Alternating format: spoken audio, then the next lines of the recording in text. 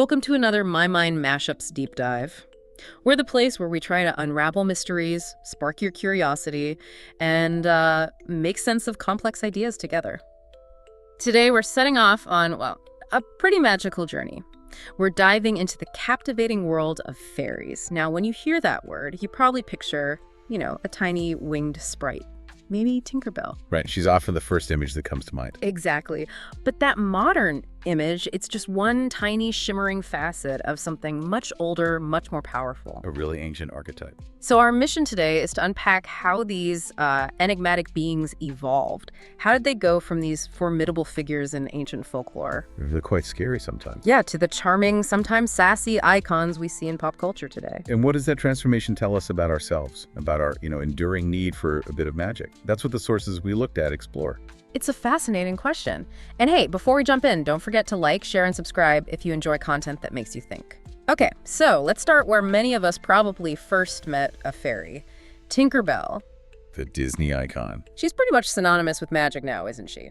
But the Tinkerbell we know today, well, she isn't quite the one J.M. Barrie first imagined. Not really, no.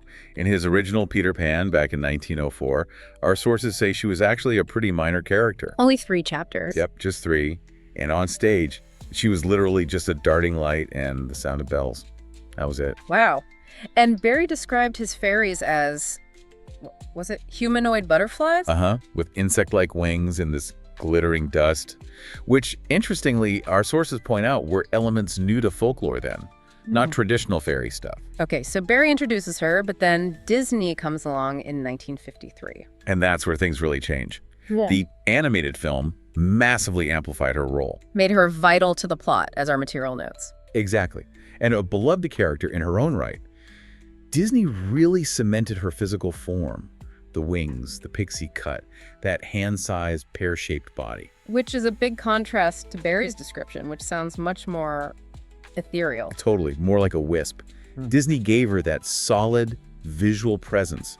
And our sources really highlight how crucial that tangibility was for how we see her now. And it wasn't just her look they developed, right? It was her personality, too. Oh, absolutely. They deliberately made her flawed, relatable. How so? Well, the characterization blended that traditional fairy capriciousness, mischievousness, with very human feelings. Like being sassy, jealous, even angry. She works with Captain Hook at one point. She does. And the narrative cleverly explained her extreme emotions by saying, a fairy is so small she can only hold one feeling only at a time. That's clever. What did that do for the audience, according to the research? It was brilliant, really. Let people connect with her on a human level, even though she's this magical creature. Made her feel real despite the magic. Precisely. And our sources suggest this relatability made her perfect for corporate branding. Right, the pixie dust became Disney magic. Exactly. Her image got woven into the company's logos, their identity. She became an official corporate mascot, second only to Mickey Mouse himself. So she went from a supporting character, almost in effect, to a major brand icon. It's a huge shift. It basically took this wild, ancient archetype and sort of contained it, made it brand controlled. You even see that in her own spin-off franchise, right? The Disney Fairies thing from 2008. Yeah, where she's portrayed as more curious and kind, much more like a standard Disney protagonist. Less volatile. And those physical requirements for the actors at Disneyland, that's pretty wild. Under 5'2" and 105 pounds. Like a literal physical manifestation of reducing this concept down, containing it. That really is quite a journey, from a darting light to a corporate mascot. Wow. But to really grasp that transformation, we need to go way back. Before the whimsical sprites, to the ancient roots of the Fae. Yeah, because the sources are clear. Ancient fairies were not Tinkerbell. They were formidable. Powerful. Across different cultures, too, often linked to gods, ancestors, even the consciousness of nature. Right. It reflects a very different worldview, one where the environment wasn't just backdrop. It was sacred, alive, sentient. Can you give an example, like the Celtic tradition? Sure. In Celtic tradition, you have the Eos Sea, or the seed. It means folk of the fairy mounds. Okay. They were believed to be descendants of ancient gods and goddesses, the Tuatha De Danann, who retreated into a parallel dimension. The other world, or Tir na Nog. Tir na Nog, the land of eternal youth, exactly. And they were deeply connected to the land, living in these ancient burial mounds, seen as portals between worlds. So not tiny creatures living in flowers. Definitely not. Our material shows they could be helpful, grant gifts, but also incredibly capricious, mischievous, even dangerous. And people really believed in them. It seems so. Judicial records from the time even mention sightings, strange lights, weird music, things people couldn't explain. That suggests a pretty strong societal belief in their actual presence. Wow. So they held real power in people's minds. Was that just a Celtic thing? Not at all. Look at Norse mythology. You've got the Elfar, the elves. Okay, like Lord of the Rings. Well, kind of, but also different. They were a supernatural race, described with both beautiful and monstrous aspects. Early accounts, our sources show, put them almost on par with the main gods, the Aesir. Really? Worshipped? Venerated, yeah, through private sacrifices. Later on, especially after Christianity, they got divided into light elves up in the sky and dark elves underground, who often got mixed up with dwarves. Interesting split. But earlier sagas connect them to honored ancestors, even kings, who were thought to bring prosperity from their burial mounds. Kind of like the seed connection. Huh. And that still echoes today in Iceland. With the Huldufolk? Yeah, the hidden folk. It's amazing sometimes they actually reroute new roads to avoid disturbing places believed to be elf homes. That's ancient belief having a real-world impact now. Incredible. What about somewhere like ancient Greece? Did they have similar spirits tied to nature? Oh, absolutely. The nymphs. The nymphas. Right, I've heard of nymphs. They were minor female nature deities, but literal personifications of places. So you had naiads in rivers, oreads in mountains, dryads in trees. Personifications of the landscape itself. Exactly. And while often seen as beautiful, playful, our sources also call them capricious and not easily tamed. Encounters could supposedly lead to madness or even a stroke. So beautiful, but potentially dangerous too, like the others. It suggests this pre-modern imagination where the world felt truly alive, consciousness in every spring, every forest. So thinking about all these examples, Celtic Sida, Norse Alfar, Greek nymphs, and apparently others like Persian Paris or Slavic Rusalki, why did so many ancient cultures imagine these kinds of intelligent spirits? That's a great question. It seems they weren't just about charm. They evoked mystery, respect, maybe even a bit of fear. Our sources suggest they embodied this deep human need to connect with nature, but not just as a resource, as something alive, something relatable. Yeah, making the world feel less empty, maybe less random, Yeah. filled with intention, even if that intention wasn't always friendly. Okay, so fast forward again, we get to the Victorian era. This seems like a really pivotal moment. Hugely important. This is where those ancient, often fearsome fae get largely reimagined into the small, winged, generally benevolent creatures we tend to think of today. Why then? What was going on? Well, our sources frame it as a direct cultural reaction to the Industrial Revolution. All that rapid change, mechanization, urbanization. People wanted an escape. Exactly. Yeah. An escape back to something seen as simpler, more spiritual, a nature-focused fantasy. And this fascination was also fueled by the rise of spiritualism. The movement trying to contact the dead and unseen world. Right, so there was this cultural mood looking for the unseen. And the visual language for fairies really shifted, heavily influenced by literature and art. Shakespeare, A Midsummer Night's Dream. That was huge for popularizing small, helpful fairies, a big change from the older, often human-sized or larger fae. And this led to a whole genre, fairy painting. Fairy painting. Yeah, artists creating these elaborate, incredibly detailed, whimsical scenes, and even let them explore things that were a bit taboo, like painting nudes, but under the safe cover of fantasy. Interesting way around censorship. Just a quick reminder here, if this deep dive is resonating with you, maybe hit that subscribe button so you don't miss what we uncover next. Okay, so sticking with the Victorians, you absolutely cannot talk about fairies in that era without mentioning the Cottingley Fairies. Famous photos, yeah. 1917. Two young cousins, Elsie Wright and Frances Griffiths, take these photos of themselves apparently playing with fairies. Which turned out to be basically paper cutouts stuck on hat pins. Right, they admitted it decades later. But at the time, these images became a global sensation. What's so significant about this hoax, especially considering who believed it? That's the really fascinating part. Sir Arthur Conan Doyle, The creator of Sherlock Holmes, the ultimate rational detective. the very same. He absolutely championed these photos.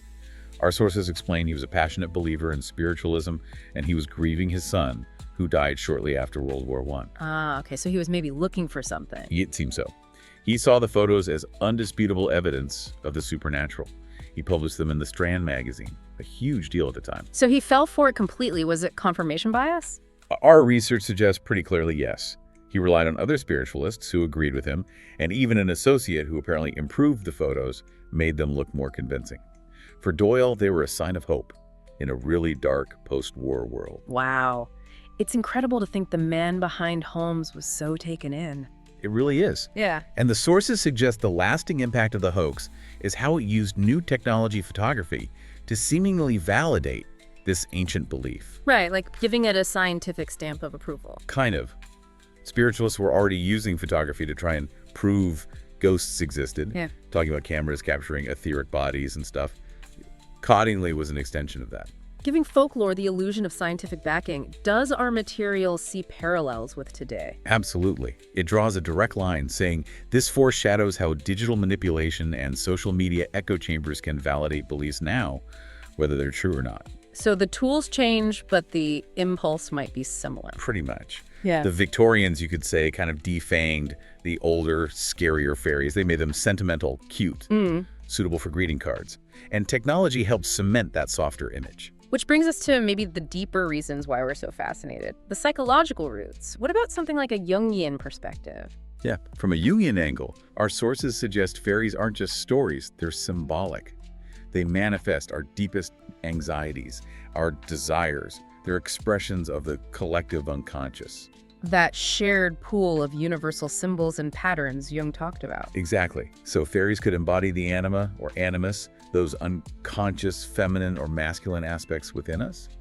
Or they could mirror the whole complexity of our psyche, urging us to integrate both our light and shadow sides. So they're like symbols for inner processes. Symbolic descriptions of the journey towards becoming whole, you could say. Okay, but for the skeptic, there are more down-to-earth explanations, right?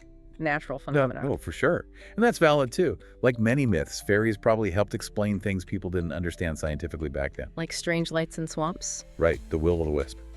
Once blamed on fairies leading travelers astray, now we know it's often swamp gas, decomposing vegetation producing light. And the circles and mushrooms, fairy rings. Just natural fungal growth patterns. So yeah, many fairy signs have mundane explanations. What about our brains just seeing things? Is there a term for that?